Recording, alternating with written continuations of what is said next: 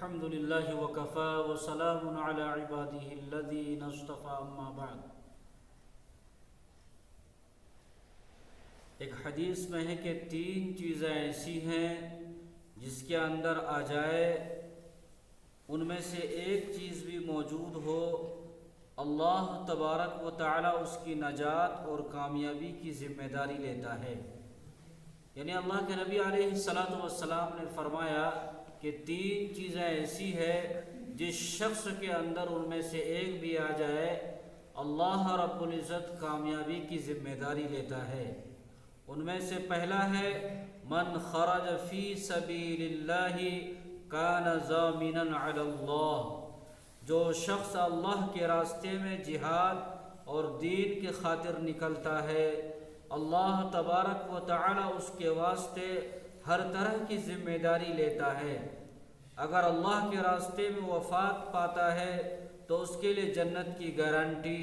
اور اگر واپس لوٹ آتا ہے تب بھی کامیابی ہے۔ اس لیے کہ اگر مال غنیمت لے کر آتا ہے تو مال غنیمت کے ساتھ ساتھ اجر و ثواب بھی لے کر آئے گا، اور اگر بغیر مال غنیمت کے لوٹ آئے گا تو اجر و ثواب لے کر آئے گا۔ ان میں سے دوسرا شخص جس کی ذمہ داری اللہ رب العزت لے رہے ہیں، ان میں سے دوسرا شخص وہ شخص ہے کہ وَرَجُلٌ كَانَ فِي الْمَسْجِدِ فَهُوَ ضَامِنٌ عَلَى اللَّهِ، جو شخص نماز اور عبادت کی غرض سے مسجد میں داخل ہوتا ہے،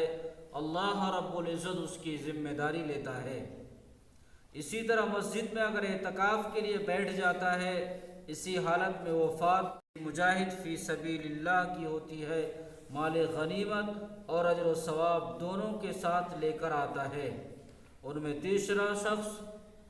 جس کی ذمہ داری اللہ رب العزت لے رہے ہیں کہ وَرَجُلٌ دَخَلَ بَيْتَهُ بِسَلَامٍ، وہ شخص جو اپنے گھر میں سلام کے ساتھ داخل ہوتا ہے، اللہ رب العزت اس کی بھی ذمہ داری لیتا ہے۔ گھر میں داخل ہوتے وقت سلام کرنے سے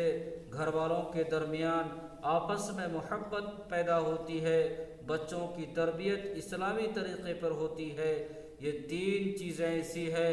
اگر کسی شخص میں ان میں سے ایک صفت بھی موجود ہو، اس کے واسطے اللہ کی طرف سے ہر طرح سے حفاظت کی ذمہ داری ہے، دنیا میں بھی حفاظت کی اور آخرت میں جہنم سے محفوظ ہو کر جنت کی گارنٹی اور ذمہ داری اللہ رب العزت لے رہے ہیں اپنے نبی کریم صلی اللہ علیہ وسلم کے ذریعے۔ اللہ رب العزت ہم تمام کو اس پر عمل کی توفیق عطا فرمائے۔